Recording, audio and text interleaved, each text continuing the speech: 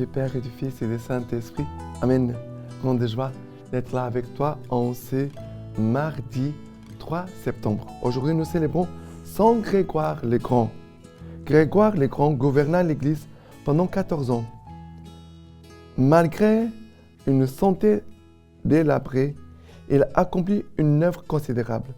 Serviteur des serviteurs de Dieu, il devait pourvoir au ravitaillement de Rome, tandis qu'il enseignait le peuple et qu'il préparait l'évangélisation de l'Angleterre.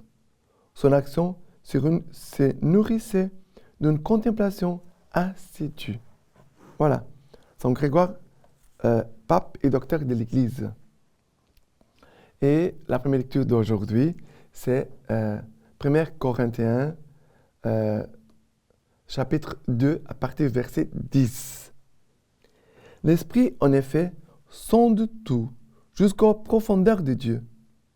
Qui donc, entre les hommes, sait ce qui concerne l'homme, sinon l'Esprit de l'homme qui est en lui. De même, nul ne connaît ce qui concerne Dieu, sinon l'Esprit de Dieu. Or, nous n'avons pas reçu, nous, l'Esprit du monde, mais l'Esprit qui vient de Dieu, pour connaître les dons gracieux que Dieu nous a faits. Et nous en parlons non pas avec des discours enseignés par l'humaine sagesse, mais avec ceux qui enseignent l'Esprit, exprimant en termes spirituels des réalités spirituelles. L'homme psychique n'accueille pas ce qui est de l'Esprit de Dieu. C'est folie pour lui, et il ne peut les connaître, car c'est spirituellement qu'on en juge. L'homme spirituel, au contraire, juge de tout, et lui-même n'est pas jugé par personne, qui en effet a connu la pensée du Seigneur pour pouvoir l'instruire. Et nous l'avons vu, la pensée, et nous la pensée du Christ. Nous avons la pensée du Christ, nous dit Saint Paul. Mais avoir la pensée du Christ doit commencer par rejeter l'esprit du monde. Il dit, or, nous n'avons pas reçu, nous, l'esprit du monde, mais l'esprit qui vient de Dieu.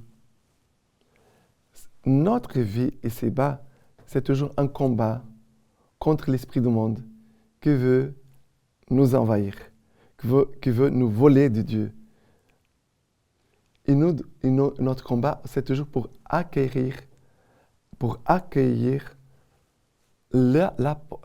l'Esprit Saint, de nous ouvrir à l'action de l'Esprit Saint, de l'accueillir, de recevoir. Nous avons reçu l'Esprit Saint le jour de notre baptême, bien sûr. Mais nous devons toujours invoquer l'Esprit Saint pour qu'il vienne nous faire comprendre les choses de Dieu. On peut lire la parole de Dieu sans rien comprendre, sans comprendre ce que Dieu veut me parler personnellement à moi, ce qu'il veut parler à nous aujourd'hui. Car la parole de Dieu, elle a été écrite dans une époque. Nous vivons dans une autre époque. Mais la parole de Dieu, ça veut dire que maintenant, ça ne sert à rien. Non. Nous avons besoin de cette parole pour aujourd'hui. Et l'Esprit Saint nous aidera à comprendre ce que Dieu veut parler pour moi, mais pour nous aussi, dans le contexte que nous vivons aujourd'hui, dans notre 21e siècle. Voilà, ici, le Seigneur dit, Saint Paul nous dit, nous avons, nous, la pensée de Christ. C'est un travail. Avoir la pensée de Christ, c'est un travail de renoncement au péché, à nos pensées que nous ne sont pas les pensées de Dieu, car les démons toujours essayent de polluer nos pensées. Alors, il a un travail de conversion, de dire non, ces pensées, ces jugements, voilà, ces choses-là, je ne veux pas. Et en même temps, de travailler la parole de Dieu, avoir un bon accompagnateur, de bonnes lectures spirituelles, travailler la lecture divine chaque jour, bien sûr, faire une bonne retraite pour avoir la pensée du Christ en nous. La lecture divine nous permet à chaque jour de recevoir la pensée du Christ en nous. D'accord? Voilà. Et maintenant, Le psaume d'aujourd'hui, c'est le psaume 145. À partir du verset 8, nous dit ceci. Le Seigneur est tendresse et pitié, lent à la colère et plein d'amour. Il est bon le Seigneur envers tous, et ses tendresses pour toutes ses œuvres. Que toutes tes œuvres te rendent grâce, Seigneur, que tes amis te bénissent, qu'ils disent la gloire de ton règne, qu'ils parlent de ta prouesse, pour faire savoir aux fils d'Adam tes prouesses, la splendeur de gloire de ton règne. Ton règne, un règne pour tous les siècles, ton empire pour les âges des âges. Le Seigneur est vérité en toutes ses paroles, amour en toutes ses œuvres. Le Seigneur retient tous ceux qui tombent, redresse tous ceux qui sont courbés. Alors, le Seigneur retient tous ceux qui tombent, redresse tous ceux qui sont courbés. La parole de Dieu. Voilà, la pensée du Christ en nous. Avoir la pensée du Christ en nous. Voilà, c'est travail. Le Seigneur est vérité en toutes ses paroles, amour en toutes ses œuvres. La pensée du Christ en nous nous fait voir cela. D'accord? Et maintenant, l'évangile d'aujourd'hui, c'est Luc chapitre 4, à partir du verset 31. Il descendit à Capharnaüm, ville de Galilée, et il les enseignait le jour du sabbat. Ils étaient frappés de son enseignement, car il parlait avec autorité. Dans la synagogue, il y avait un homme ayant un esprit de démon impur, et il cria d'une voix forte, « Ah, que nous veux-tu, Jésus, le Nazaréen? Es-tu venu pour nous perdre? Je sais qui tu es, le Saint de Dieu. » Et Jésus le menaça en disant, « Tais-toi et sors de lui. » Et les précipitant au milieu, le démon sortit de lui, sans lui faire aucun mal. La frayeur les saisit tous, et ils se disaient les uns aux autres, « Quelle est cette parole? » Il commande avec autorité et puissance aux esprits impurs, et ils sortent. Et un bruit s'est propagé à son sujet en tout lieu de la région.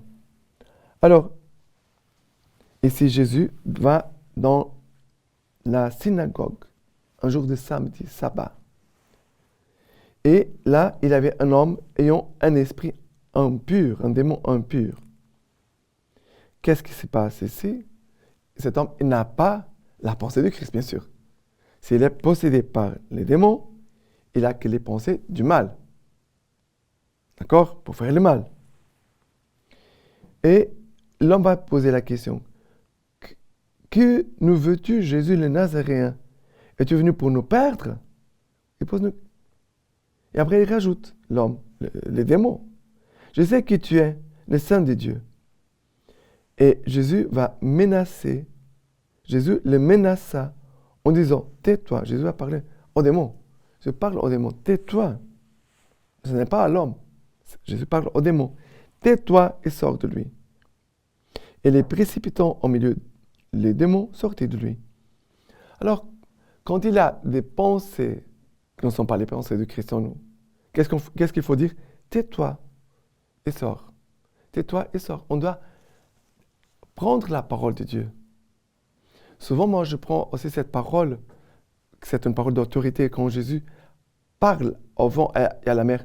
Silence, tais-toi.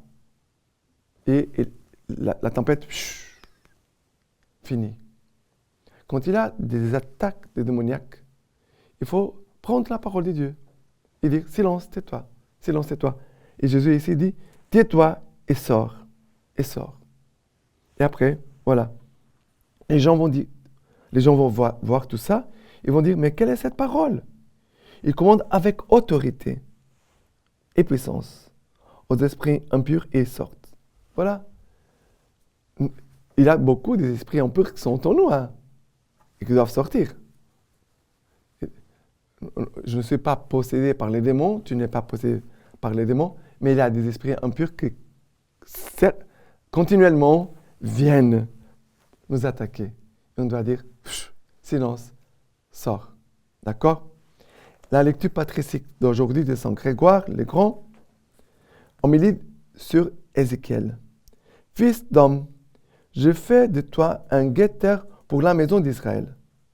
Les guetteurs se tiennent toujours sur la hauteur pour voir de loin tout ce qui va venir. Et tout homme qui reçoit le poste de guetteur doit se tenir sur la hauteur par sa vie, afin de pouvoir rendre service par sa vigilance. Combien il m'est cruel de dire ces paroles, car en parlant, je me frappe moi-même. Je ne pratique pas la prédication comme je le devrais. Et lorsque cette prédication est suffisante, ma vie ne concorde pas avec ma parole. Je ne nie pas ma culpabilité. Je vois ma torpeur et ma négligence. Peut-être que de reconnaître ma faute m'obtiendra le pardon auprès du juge miséricordieux. Maintenant, je vous laisse la bénédiction par les mains toutes pures, la Vierge Marie. Dieu Tout-Puissant vous bénisse et vous garde, le Père, le Fils et le Saint-Esprit. Amen.